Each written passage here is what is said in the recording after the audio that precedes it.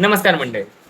चक्रधर स्वामी अवतार दिनानिमित्त आम्हाला बोलवण्यात आलं होतं चाळीसगावच्या पुढे पिंपळवाड येथील या गावामध्ये. तिथं आम्हाला रांगोळीची ऑर्डर होती आणि तिथला जो कार्यक्रम होता त्या कार्यक्रमानिमित्त आम्हाला तिथं बोलवण्यात आलं होतं. गावात पोहोचल्यावर असं वाटलं की आपण कुठल्या वेगळ्या संस्कृतीत आलो आहोत.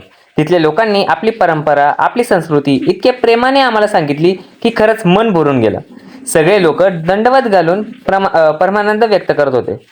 त्याच्या मागचा अर्थ, त्याची खरी भावना आम्हाला तिथल्या लोकांनी समजवली आणि आम्हालाही साक्षरता त्या वातावरणात रंगून गेलो आणि आम्हाला ती वातावरण खूप आवडायला लागलं.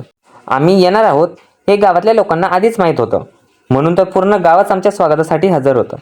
त्या उबदार स्वागताने आम्हाला गरज वाटलं. कुठल्या तरी दुसऱ्या अनोळखी ठिकाणी नाही तर आपल्याच गावात आलोय अशी खरी भावना आमच्या मनात दाटली. आणि मग सुरुवात झाली आमच्या कामाला. रात्रीच्या 12 वाजता आम्ही रांगोळी काढायला सुरुवात केली.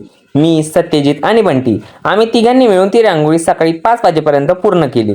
रात्रीच्या शांततेत रंगांचा तो संगम आणि भोवती छोट्या छोट्या मुलांनी निरागस गप्पा गोष्टींनी दिलेला सहवास, या सगळ्यांमुळे ती रात्र अविस्मरणीय झाली.